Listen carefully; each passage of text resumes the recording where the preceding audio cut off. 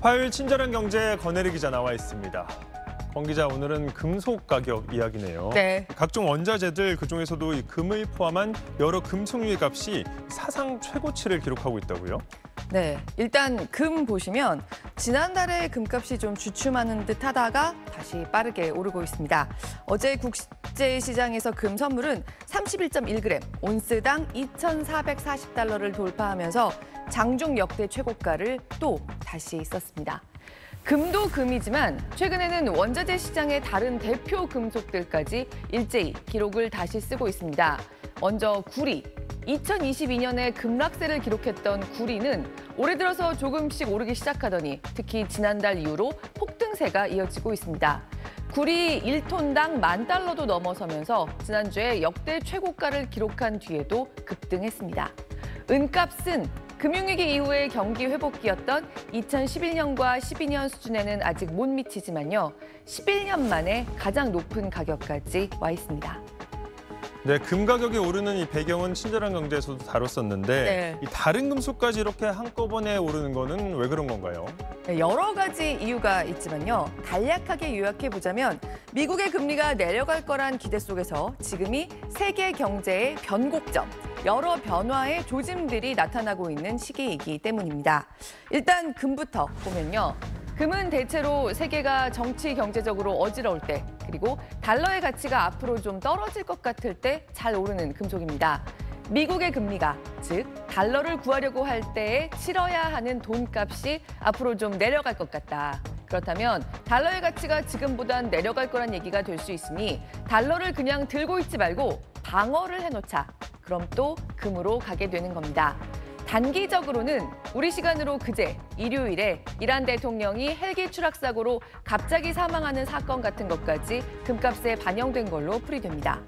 이번 사건이 안 그래도 최근에 불확실성이 짙은 중동 지역의 긴장에 또 어떤 영향까지 미치게 될지 아직 정확히 알 수 없고요. 이렇게 정치적 불확실성이 고조되는 상황이면 역시 금값이 자극을 받게 됩니다.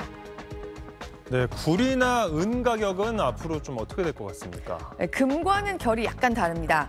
구리와 은은 둘 다 크게는 산업 생산이 좀 더 활발해질 것 같을 때, 세계의 공장들이 좀 더 빠르게 돌아가게 될 것 같을 때 값이 오르는 금속들입니다. 일단 코로나 대유행이 지난 이후로도 침체됐던 중국의 경기가 바닥을 쳤다는 분위기가 커지고 있는 게 이 두 금속의 가격이 오르는 큰 요인 중에 하나로 풀이됩니다. 중국의 공장들이 원활하게 돌아가지 않으면 세계의 원자재 수요는 증가해봤자 제한적으로 늘어날 수밖에 없습니다. 그런데 중국 정부가 대대적인 부양책을 펴고 있으니까 은, 구리, 기름 같은 걸 많이 갖다 쓰겠구나. 이런 계산이 작용하고 있는 겁니다. 특히 은은 태양광 패널 만드는 데도 쓰이는데요. 최근에 중국 업체들을 중심으로 태양광 투자가 더욱 늘어나면서 은값을 밀어 올리고 있습니다. 구리는 그야말로 모든 산업 현장에 쓰이죠. 최근에 특히 주목되는 건 AI, 인공지능 설비 투자입니다. AI 학습에 쓰이는 프로세서, 칩, 전선들 모두 구리가 필요합니다. 그리고 어떤 친환경 에너지 설비든 구리가 들어갑니다. 그런데 구리는 아직 땅속에 막대한 양이 묻혀있긴 하지만 비용이나 환경오염 문제로 캐내는 데 제약이 많습니다. 구리만의 문제는 이건 아니긴 합니다. 국제에너지기구가 지난주에 보고서를 내고요. 구리나 리튬처럼 앞으로 친환경 발전에 많이 필요한 광물들, 2035년까지 구리는 필요한 양의 70%, 리튬은 절반밖에 구하지 못할 수 있다고 우려하기도 했습니다. 이런 상황에서 앞서 말씀드린 것처럼 미국 금리가 내려가면서 달러 가치가 떨어질 거란 예상까지 겹치니까 사두자는 분위기가 커지는 겁니다. 그럼 금과 은, 구리는 앞으로도 계속 같이 오르게 될까? 중국을 비롯한 세계 경제가 좀 더 활발해지는 방향으로 움직인다면 지금까지의 불확실성에 좀 더 기대고 있는 금값의 상승세보다는 은과 구리 가격의 상승세가 더 가파를 거라는 분석이 나오는데요. 문제는 이미 은과 구리에 투기 수요가 크게 끼기 시작했다는 점입니다. 금보다 그 등락폭이 훨씬 투기 수요의 영향을 더 강하게 받는 금속들인 만큼 신중하게 접근할 필요가 있습니다. 구리 같은 경우는 파나마 쪽에서의 물류가 지원치 않은 쪽에 있는 것 같고요. 볼티모어 교량 붕괴로 인해서 미국 내 그 물류 차질도 좀 빚어지는 것 같습니다. 최근 그 투기적 거래를 보게 되면 아주 급증하는 모습들이 네, 우리 산업에 나쁜 영향이 없도록 이런 투기 분위기 잘 감시해야 될 것 같네요. 네. 잘 들었습니다. 코스피 지수가 연초 대비 지지부진하는 가운데 금값 상승에 국내 금 현물 ETF 수익률은 17%대를 기록 중입니다. 주식 위주로 투자하던 사람들이 금 기반 금융상품 투자에 관심을 갖는 배경입니다. 한 5년 정도 보고 있는데 눈오면 꾸준히 오를 거다라는 게 믿음이 있어서 분할 매수 쪽으로 가려고요. 최근 온스당 2,400달러를 돌파하며 사상 최고치를 기록하기도 했던 국제 금값은 연초 대비 13% 넘게 올랐습니다. 더 오를 거란 기대감에 이달 들어 국내 하루 금 거래 대금은 169억 원이 넘어 한 달 새 2배 넘게 늘었습니다. 3.75g 한도는 구입하거나 선물하기에 부담스러운 가격이라 특히 얇은 골드바의 수요가 몰리는데 올 1분기 1g 이하 저중량 골드바 판매량은 지난해 4분기 대비 68% 급증했습니다. 편의점에는 미니 골드바를 파는 금 자판기가 설치됐고 가정의 달을 맞아 카네이션 골드바 금목걸이도 선보였습니다.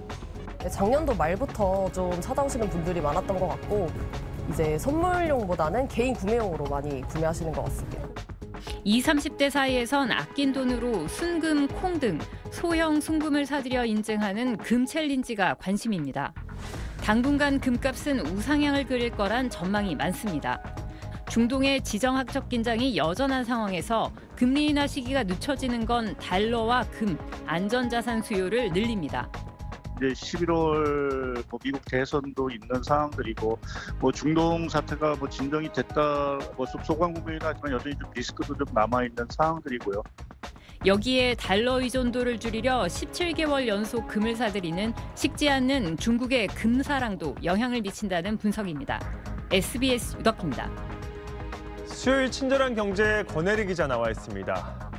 권 기자, 최근에 세계 여러 나라 중앙은행들이 금을 경쟁적으로 사들이고 있다, 이런 얘기가 있었잖아요. 네. 우리나라는 여기에 동참하지 않고 있는데 한국은행이 왜 그런지 언급을 했네요.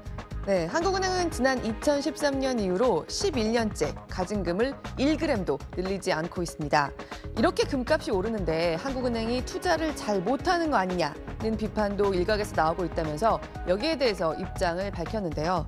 한마디로 요약하자면 우리나라는 지금 가진 것보다 더 많은 금으로 달러를 대신하려고 할 필요가 없다. 그런 위험 부담을 지금 만들 필요가 없다는 입장입니다. 친절한 경제에서도 말씀드린 적이 있지만 지금 금값을 끌어올리는 가장 큰 손들은 개인 부자들이라기보다 각국의 중앙은행들로 꼽히는데요. 특히 2023년 이후로 금을 사들인 규모가 가장 큰 최상위 5개 나라가 중앙은행들의 금 매수세에서 무려 87.5%를 차지한다는 겁니다. 일부 국가의 금 수요가 크게 몰렸다는 거죠. 바로 중국, 튀르키예, 폴란드, 러시아, 그리고 인도, 이렇게 5나라입니다.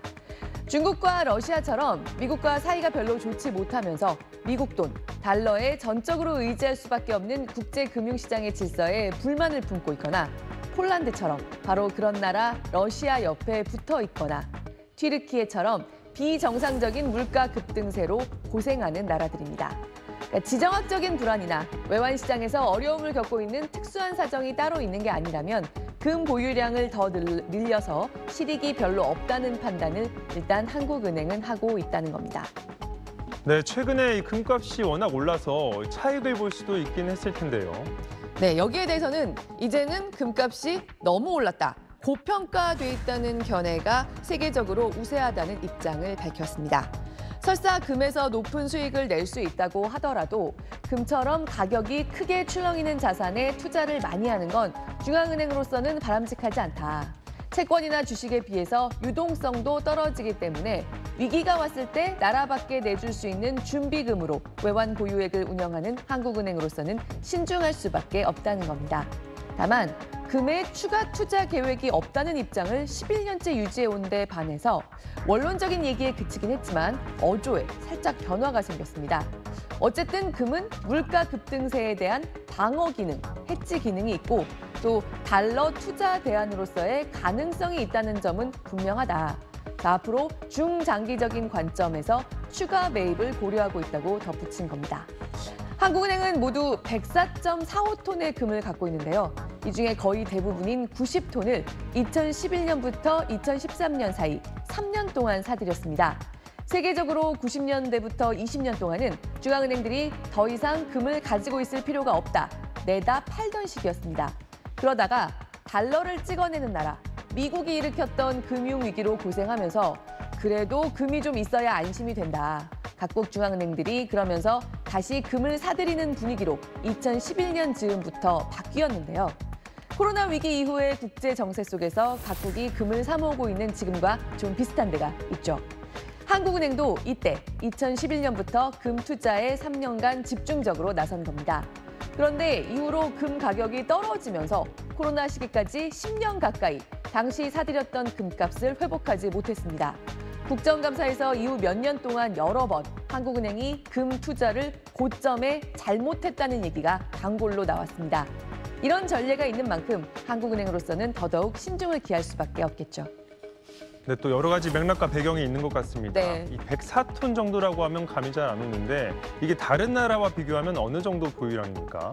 네, 우리나라는 지난해 마지막 날을 기준으로 전 세계에서 36번째로 많은 금을 가진 나라입니다. 우리 자산 보유고에서는 1.52% 정도에 해당합니다. 네, 104톤이라고 하면 별로 실감이 안 나는데 12kg 안팎의 국제 규격 금괴 8,380개나 되는 엄청난 양입니다.